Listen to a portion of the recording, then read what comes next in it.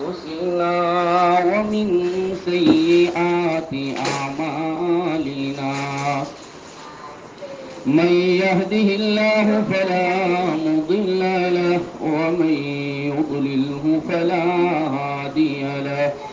ونشهد أن لا إله إلا الله وحده لا شريك له ونشهد أن سيدنا ونبينا وسندنا ومولانا محمدا عبده ورسوله صلى الله تعالى عليه وعلى آله وأصحابه أجمعين أما بعد فأعوذ بالله من الشيطان الرجيم بسم الله الرحمن الرحيم وإلهكم إله واحد لا إله إلا هو الرحمن الرحيم صدق الله العظيم. معزز سامعین کرام،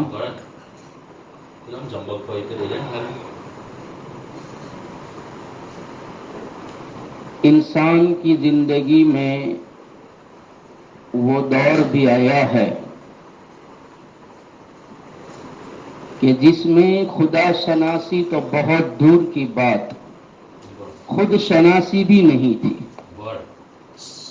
اللہ کو پہچاننا تو بہت دور کی بات، اپنے آپ کو بھی نہیں پہچانتے تھے، خود شناسی بھی نہیں تھی.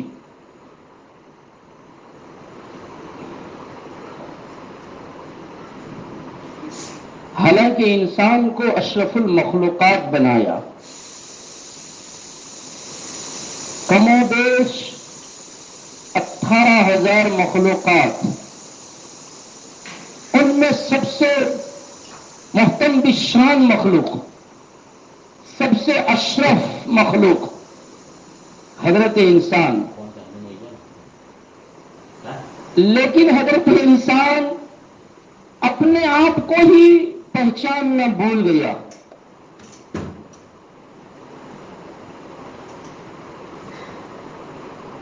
انسانی جبین، انسانی پیشانی بہت ساری جگہوں پر ذلیل ہوئی.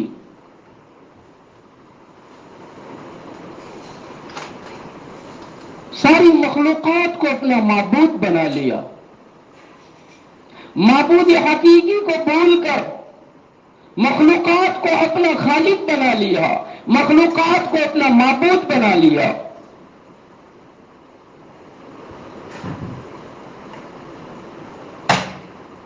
درختوں کی جڑوں کے سامنے گردن جھکا دی، درختوں کی جڑوں کو سجدہ کر دیا،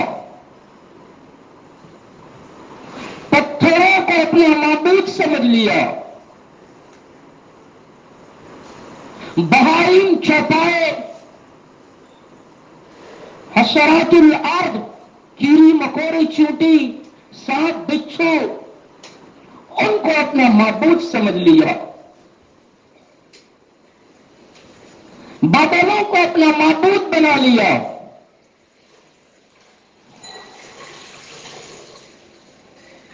جلتی ہوئی آگ کو، چلتی ہوئی ہواؤں کو، برستی ہوئے بارش کے قطروں کو اپنا معبود سمجھ لیا. اور خود اپنے آپ کو بھول گئے کہ خدا کی قدرت کا کتنا بڑا شاہکار بنایا ہے. خود شناسی ہی نہ تھی، اپنے آپ کو ہی نہیں پہچانتا تھا. جیسا کہ آج کے دور میں، آج کے زمانے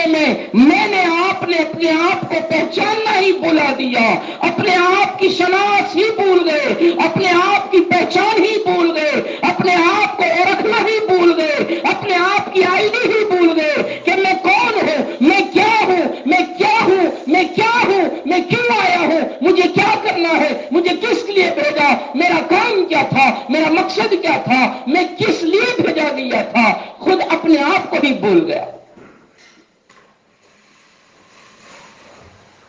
تو پھر انسانیت پر رحم کھا کر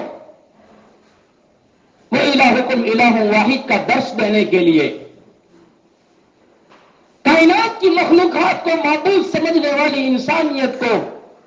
معبود حقیقی کی پہچان کرانے کے لیے، معبود حقیقی کا تعارف کرانے کے لیے اللہ نے محمد رسول اللہ صلی اللہ علیہ وسلم کو مبعوث فرمایا، اور اس پیغمبر نے جن کے احسانوں کے تلے ہم دبے ہوئے ہیں، جن کے احسانوں کا قرض ہم پر ہے، اس ہادی اور رہبر نے، اس پیغمبر نے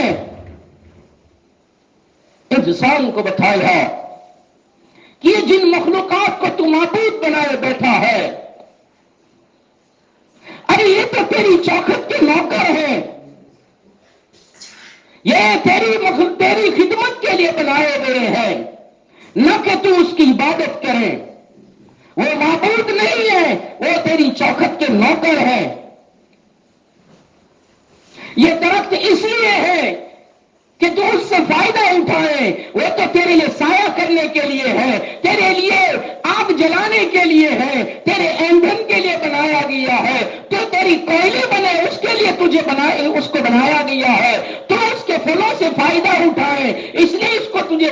کو بنایا گیا ہے، نہ اس لیے کہ تو اس کے سامنے سجدہ ریز ہو جائے۔ یہ پیغمبر نے بتایا۔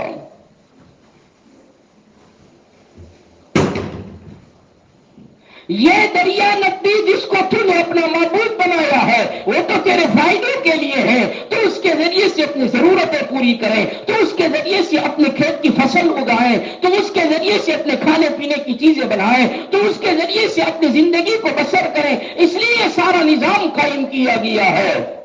یہ چاند سورج جس کو تم نے معبود بنایا ہے، یہ چاند سورج تو تیرے راستوں کے اجالوں کے لیے ہے کہ تیرے راستے اجلے ہو جائیں، اس لیے اس کو بنایا ہے، نہ اس لیے کہ تو اس کے سامنے جبین جھکا دیں۔ نہیں سمجھ میں آتا تو میں تجھے بتاؤں کہ مخلوق تیری خدمت کے لیے کیسے پیدا کی گئی ہے۔ جا اس درخت کو کہہ کے تجھے نبی بلاتے ہیں، درخت کے پاس بھیجا گیا، وہ آدمی جا کر کہتا ہے تجھے نبی بلاتے ہیں، وہ درخت زمین چیرتا ہوا نبی کے پاس آ کر سلام کا نذرانہ پیش کرتا ہے۔ نبی فرماتے دیکھ یہ درخت تیری خدمت کے لیے پیدا کیا گیا تھا، تجھے اشرف بنایا تھا، تو اپنے آپ کو بھول گیا، ارے تو نے نباتات کو، تو نے بے جان چیزوں کو اپنا معبود بنا لیا۔ ارے معبود تو وہ ہے وَإِلَٰهُكُمْ إِلَٰهٌ وَاحِدٌ لَا إِلَٰهَ إِلَّا هُوَ الرَّحْمَٰنُ الرَّحِيمُ۔ ایک اکیلا معبود ہے، ایک اکیلا الہ ہے، ایسا الہ، ایسا معبود جو نہایت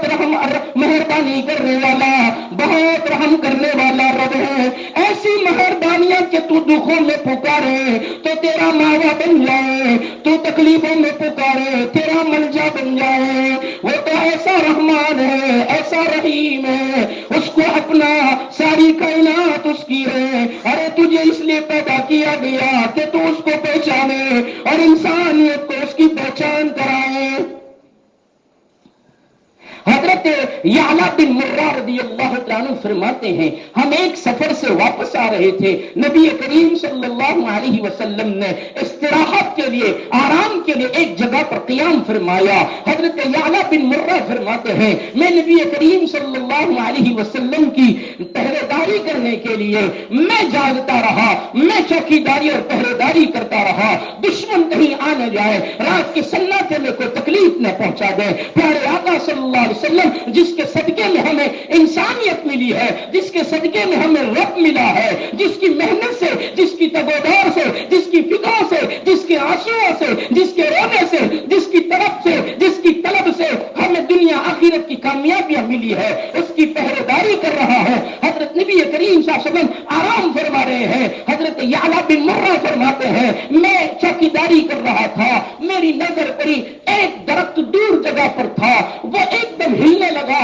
اور ایسا ہل رہا تھا، نہ ہوا تھی، نہ تیز و تند ہوا تھی، نہ طوفان تھا، نہ زلزلے تھے، نہ دھرتی کم تھا، نہ کچھ تھا، اور درخت ہلنے لگا اور دیکھتے دکھاتے وہ جڑوں میں سے، مڑیوں میں سے ٹوٹ گیا اور زمین کو چیرتا ہوا، زمین پر رینگتا ہوا، اپنی شاخوں سمیت، اپنی ڈالیوں سمیت وہ اب میرے قریب آیا، میرے پاس کھڑا ہو گیا۔ یعلا بن مرہ فرماتے ہیں یہ منظر میں دیکھ رہا تھا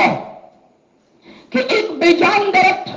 زمین چیرتا ہوا آیا ہے، اپنے شاخوں سمیت آیا ہے اور آ کر میرے پاس کھڑا ہو گیا، تھوڑی دیر کھڑا رہا، واپس چلا گیا، گھسیٹتا ہوا اسی جگہ پر گیا جس جگہ سے آیا تھا، اسی جگہ پر قائم ہو گیا جیسے پہلے تھا، جڑوں کے ساتھ، موڑیوں کے ساتھ وہ مضبوط مستحکم ہو گیا، مضبوط جم گیا۔ اور اتنے میں نبی کریم صلی اللہ علیہ وسلم کی آنکھ مبارک کھلی، نبی کریم صلی اللہ علیہ وسلم بیدار ہوئے، میں نے سلام کیا اور سلام کر کے پہلا جملہ میں نے کہا یا رسول اللہ عجوبہ دیکھا، ایک حیرت انگیز بات دیکھی، میں تعجب میں ہوں۔ فرمایا کیا ہوا؟ وہ درخت جو سامنے ہے وہ درخت خود بخود ہلا گرا اور پھر اپنی ڈالیوں سمیت، اپنے شاخوں سمیت یہاں تک آیا اور یہاں تھوڑی دیر کھڑا ہو کر چلا گیا۔ اللہ کے رسول صلی اللہ علیہ وسلم نے فرمایا میں تو سویا ہوا تھا، میں نہیں جانتا، سنا تو صحیح تفسیر تو سنا، اس کی تشریح تو کر، اس کی تفسیر تو کر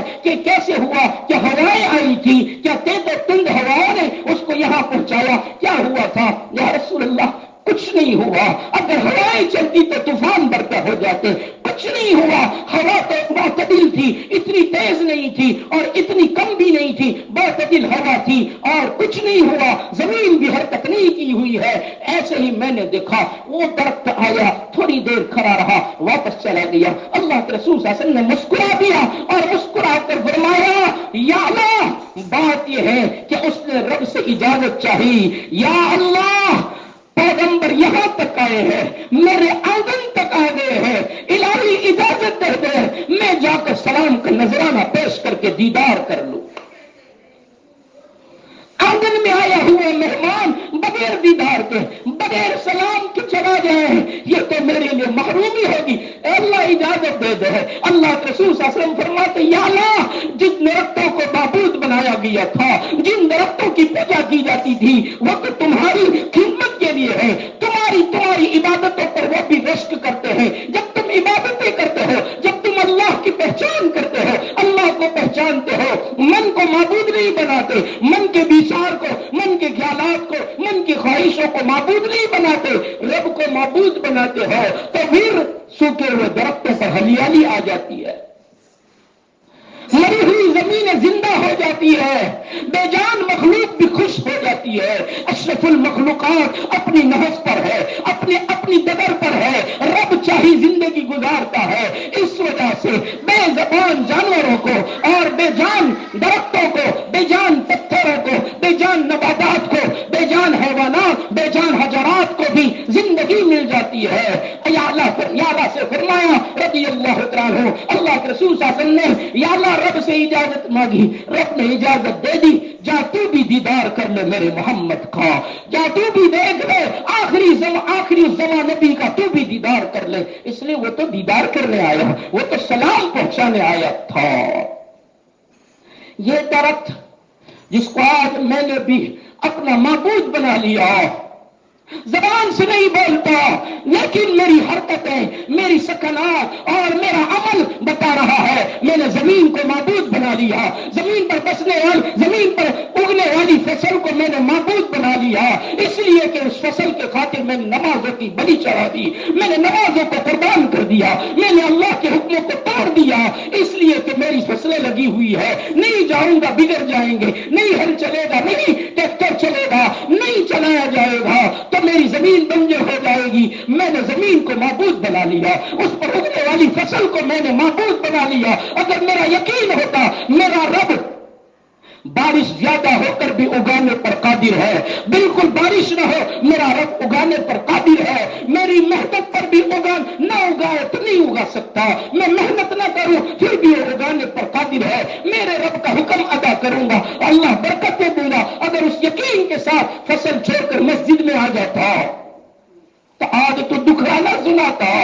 آج تیرے گلے نہ ہوتے۔ آج میرا حال بھی یہ ہے، میں نے دنیا کی چیزوں کو معبود بنا لی ہے۔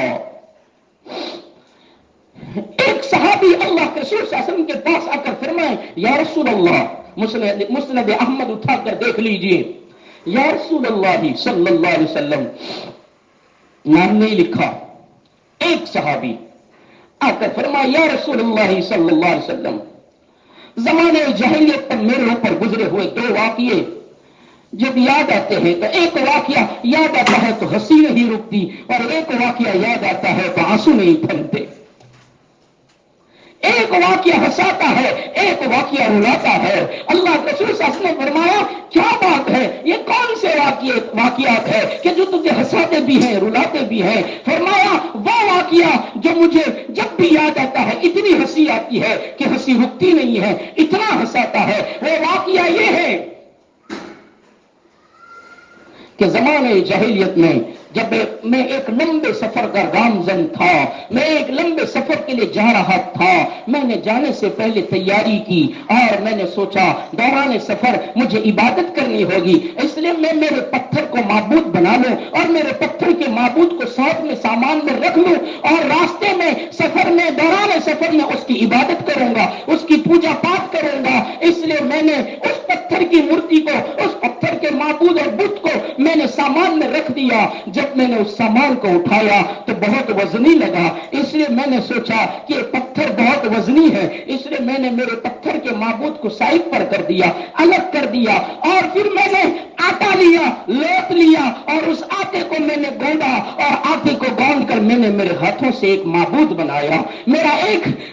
معبود بنایا، ایک بت بنایا، اور اس مورتی اور بت کو بنانے کے بعد میں نے اس کو سوکھنے کے لیے رکھ دیا کہ سوکھ جائے گا تو اور زیادہ ہلکا ہو جائے گا، اس لیے میں نے اس کو سکھایا۔ سنو سنو کیا داستان سنا رہے ہیں، یا رسول اللہ، میں نے اس کو سکھایا اور پھر اس سوکھے ہوئے معبود کو میں نے سامان میں رکھا، میں نے سفر شروع کیا اور میں سوچتا تھا 2-4 دن میں واپس آ جاؤں گا۔ سفر لمبا ہو گیا، 2-4 دن میں توشہ ختم ہو گیا، کھانا ختم ہو گیا، اب بھوک لگنے لگی، اب بھوک لگنے سے آنتوں پر بل پڑنے لگے، آنکھیں سکڑنے لگی، بھوک بہت شدت سے لگی ہوئی تھی، زوروں سے بھوک لگی ہوئی تھی، میرے پاس کھانا نہیں تھا۔ میں نے سوچا میرا معبود ہے نا، میں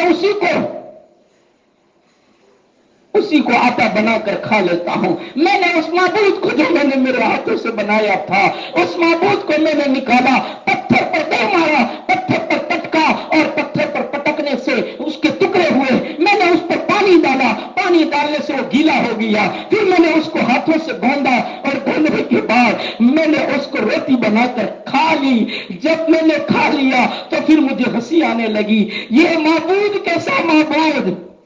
جس کو چبایا جائے، اتار دیا جائے اور میدے کی اندھیری کوٹری میں چلا جائے اور پھر ناپاک جگہ پر بھی چلا جائے، ناپاکی بن کر بھی نکل جائے، یہ ایک ایسا معبود ہو سکتا ہے؟ ارے وہ معبود مجھے اتنا بھی نہ کہہ سکا کہ میں تیرا معبود ہوں، تو میری بندگی کرتا ہے، اپنے معبود کو رونتا ہے، اپنے معبود کو گونتا ہے، اپنے معبود کو کھاتا ہے، اپنے معبود کو ہضم کرتا ہے، اپنے معبود کو پاخانہ کرتا ہے، اپنے معبود کو گندگی جگہ پر چھوڑاتا ہے۔ اس کی بے بسی کو دیکھ کر مجھے ہنسنا آ گیا کہ معبود بھی ایسا ہو سکتا ہے جس کے ساتھ اتنا سارا برتاؤ کیا جائے اور وہ روک نہ سکیں۔ اس لیے اس کی بے بسی جب بھی یاد آتی ہے تو ہنسی نہیں رکتی ہے کہ ایسا معبود کیسے ہو سکتا ہے۔ اور جو واقعہ مجھے رلاتا ہے اور ایسا رلاتا ہے کہ آنسو نہیں تھمتے، یا رسول اللہ، زمانے جاہلیت میں سفر پر تھا، میری بیوی امید سے تھی اور میں سفر پر لمبا سفر ہو گیا، میرے گھر میں بچی کا جنم ہو گیا۔ جب میں سفر سے واپس آیا میں نے گھر کی آنگن میں توتلا بولنے والی ایک بچی کو دیکھا۔ میرے آنے سے پہلے اس کی ماں نے میری محبت اس کے اندر راسخ کر دی تھی، باپ کی محبت کو اتنا اندر کہا کہ وہ بچی جب کھیل رہی تھی میں آیا، اس کی ماں نے اشارہ کیا تیرے باپ آ گئے، وہ بچی دوڑتی ہوئی آئی اور مجھے یا ابتاہو کا جملہ کہہ کر خطاب کر کے میرے پاؤں سے چمٹ گئی، اس کا پاؤں سے چمٹنا تھا۔ میں نے پوچھا یہ کون ہے؟ بیوی نے کہا ارے اس کے جملے نہیں سنے، اس نے یا ابتاہو کہا، او میرے ابا او میرے باپ، اس نے باپ کا جملہ کہا نہیں سنا، یہ آپ کی بیٹی ہے۔ میں نے میری بیوی کی طرف غور کر کے دیکھا، بڑی آنکھیں کر کے دیکھا، اور میں نے اس کو کہا تو نے کیوں سانپ کو جنم دیا؟ بیٹی کو ہم سانپ سمجھتے تھے، زمانے ہی جاہلیت میں پیدا ہونے والی بیٹی پر میں نے میری بیوی کو یہ جملہ کسا اور یہ فکرہ کہا اور کہا کیوں سانپ جنا ہے؟ اگر جنا ہی تھا تو اس کو کچل دیتی، کیوں ہمارا انتظار کیا؟ لیکن ماں تو ماں ہوتی ہے نا، معاشرہ کتنا ہی گندا ہو جائے، ماں کی ممتا نہیں سکھ سکتی، ماں کی ممتا پر موسم میں خزاں نہیں آتی، ماں کی ممتا موسم میں ربیع ہوتی ہے، اس پر پتجھڑ نہیں آتی۔ ساری دنیا کی محبتوں پر پتجھڑ آ سکتی ہے، ساری محبتوں کے دریا خشک ہو سکتے ہیں، لیکن ماں کی ممتا کے دریا کا تلاطم کبھی ختم نہیں ہو سکتا۔ ماں کی آنکھوں میں سے آنسو نکلا اور آنسو نکل کر کہا کتنی جتن سے جنا ہے، زندگی اور موت کے درمیان میں ہم نے جولے کھائے ہیں، ہمیں ایسا لگتا تھا جنم ہوتے ہوتے ہم چلے جائیں گے، امانت کے دنیا میں آتے آتے ہماری جان نکل جائے گی، اتنی تکلیف اور اتنا دکھ اور درد برداشت کر کے ہم نے اس کو جنم دیا، کیسے کچل ڈالتے؟ یہ سانپ بچھو کا کر تو نہیں ہے، اس کا دنت تو نہیں ہے کہ اس کو ہاتھ میں پکڑ کر کچل دیا جائے، یہ تو ممتا کا آنچل ہے، کیسے کچلو؟ بس میں نے اس کی تقریر کو سنا، کچھ نہ کہا اور کچھ نہ کہہ کر میں نے انتظام کیا، نہیں یہ تو سپولا ہے، یہ سپولا نہیں ہو سکتا، یہ بیٹی نہیں ہو سکتی، یہ باپ نہیں ہو سکتا، میں اس کا باپ نہیں ہو سکتا، میں اس کو صحرا میں لے گیا، میں اس کو کھلے میدان میں لے گیا اور کھلے میدان میں لے جا کر میں کھڈا کھودنے لگا، کھڈا کھودتے کھودتے میں اندر اترا۔ سنو مسلم دارمی کی روایت الگ تھی، یہ قصہ الگ ہے۔ فرمایا میں اندر اترا، میری پیشانی پر پسینہ نکلا، میری پیشانی پر پسینہ اترنے لگا، اس لیے کہ بڑی کڑاکے کی دھوپ تھی، بڑی چلچلاتی دھوپ تھی۔ میری معصوم بچی نے اپنا دوپٹہ سر سے نکالا۔ زمانے جاہلیت میں بھی لوگ ماں بہنیں پردہ، ماں بہنیں اوڑھنی ہوتی تھی، آج میرا زمانہ جس کو دیندار زمانہ کہتے ہیں، کون کہتا ہے دینداری؟ اس کو کہتے ہیں بے لگام بیٹی کو چھوڑ دیا جائے، اسکوٹی کی ڈرائیور بنا کر اس کو بے لگام چھوڑ دیا جائے اور اس پر ماں باپ فخر کرتے ہیں میری بیٹی ڈرائیور بن گئی، میری بیٹی کو گاڑی چلانا آ گیا، میری بیٹی کو بائک چلانا آ گیا، اس پر فخر کرتے ہیں۔ شرم کے مارے مر جانا چاہیے۔ جس کو ناموس کہا تھا، جس ماں کو منڈیوں میں بیچا جاتا تھا، جس باپ کی توقیر نہیں تھی، جس باپ کی عزت نہیں تھی، اس محمد نے، اس پیغمبر نے صلی اللہ علیہ وسلم ماں کو وقار دیا، باپ کو عزت دی، بیٹی کو فخر بنایا، بیٹی کو ناز بنایا، بیٹی کو دل کا ٹکڑا بتایا اور فرمایا بیٹی تو دل کا ٹکڑا ہوتی ہے، بیٹی تو کلیجے کا ٹکڑا ہوتی ہے۔ آج میرے ماں باپ نے اس بیٹی کو بازار کا کھلونا بنا دیا اور اس پر فخر کرتے ہیں، اس پر ناز کرتے ہیں۔ یا رسول اللہ، اس معصوم بچی نے اپنے سر پر سے دوپٹہ اتارا اور نیچے جھکی اور جھک کر کے میری صفاقی تھی، میرا حیوانیت تھا اور میرا جانور تھا، درندہ تھا، اس بچی نے جھک کر کے اپنے دوپٹے کو میری پیشانی پر پھیرا اور میری پیشانی پر پھیر کر میرے نکلنے والے پسینے کے قطرات کو اس نے اپنی دوپٹے میں جذب کر لیے اور پھر اس دوپٹے کو لبوں تک لے گئی اور لب تک لے جا کر باپ کے پسینے کو بوسہ دیا اور پسینے پر بوسہ دے کر کہا ابا جان باہر آ جائیے، بڑی بے سکونی ہے، کیوں محنت کرتے ہو، کیوں تھکاتے ہو، پسینے نکلتے ہیں، آپ کا پسینہ بڑا مبارک ہے۔ چھوٹی سی بچی مجھے باپ کے پسینے کی خوشبو، باپ کے پسینے کی عظمت، باپ کے پسینے کی توقیر بیان کرتی تھی، لیکن سفاکیت یہ تھی کہ پھر بھی پیار نہ آیا، پھر بھی محبت نہ آئی۔ پھر میں کتے میں سے باہر نکلا، میری بیٹی نے کہا ابا اب مجھے سکون ہو گیا۔ سکون کا جملہ کہہ کر بھی اس ظالم کو رحم نہ آیا اور میں نے اس کو ہاتھ پکڑا اور اس کے ہاتھ پکڑ کر میں نے اس کو اندر ڈالا اور اندر ڈال کر جب مٹی ڈالنے لگا تو میری بچی نے ہاتھ جوڑ کر کہا ابا ایک چانس دے دو، ایک موقع دے دو، سفاکیت مت کرو۔ لیکن پھر بھی میں نے اس کو دبا دیا، اس کو ختم کر دیا، میں نے اس کو پرندے خاک کر دیا۔ جیتی جاگتی بچی کو میں نے پرندے خاک کر کے سپرد خاک کر کے چلا آیا۔ یا رسول اللہ، جب اسلام ملا، اللہ ملا، اللہ کا تعارف ہوا، اللہ کی پہچان ہوئی، آپ نے جینا سکھایا۔ آج وہ بچی کی چیخیں کانوں میں گونج رہی ہے، اس کے آنسو، اس کے ہاتھ جوڑنا اور اس کا میرے سامنے معافی مانگنا آج مجھے یاد آتا ہے۔ یا رسول اللہ، یہ کتنی سفاکیت تھی، لیکن آپ نے مجھے اللہ سے جوڑ دیا، اللہ سے جوڑ دیا۔ یہ وہ امت ہے جس کو انسان بنایا، جس کو انسانیت سکھائی، جس کو ہمدردی سکھائی۔ آج انسانیت جہنم کدے پر پہنچ گئی، جہنم کے کنارے پر ساحل پر پہنچ گئی، جس نے اپنی خواہشوں کو اپنا معبود بنا لیا، جس نے اپنی من کی چاہت کو زندگی سمجھ لیا،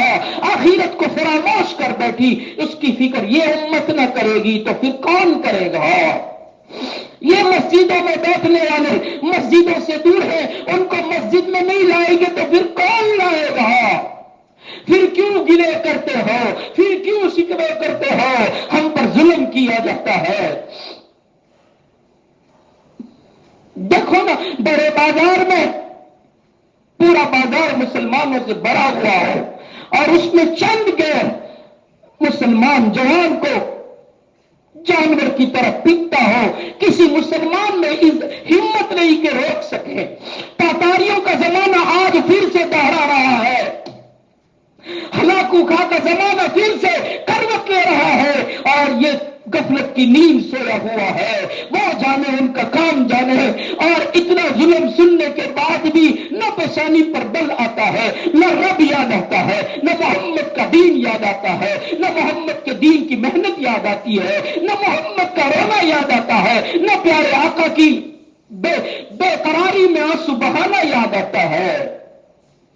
وقت نہیں، ورنہ میں سنا تھا، عبداللہ بن حذیفہ کا واقعہ سنا تھا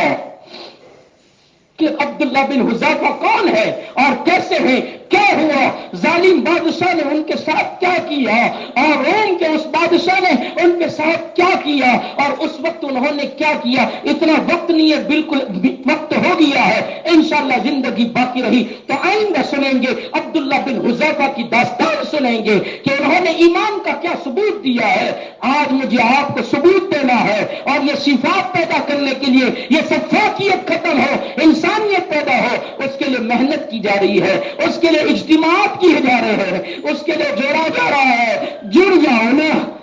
ایک ہو جاؤ۔ اکیلی بکری کو بھیڑیا کھا جاتا ہے۔ نہ بٹ جاؤ، نہ بٹو، نہ بٹو، بلکہ بیٹ جاؤ۔ بٹ جاتے ہو تو ٹوٹ جاتے ہو، بیٹ جاتے ہو تو مضبوط ہو جاتے ہو۔ جس دھاگے کو بیٹ دیا جاتا ہے اور وہ بیٹ کر بہت بڑی گٹھڑی بن جاتا ہے تو پھر اس کو نہیں توڑا جا سکتا۔ ایک بن جاؤ، ایک بن جاؤ، آ جاؤ۔ 5، 6، 7 کو اجتماع ہے، اس میں قربانی کے ساتھ پہنچو اور 4 مہینے چلے کی جماعتیں بناؤ۔ کون بنائے گا؟ کون بنائے گا؟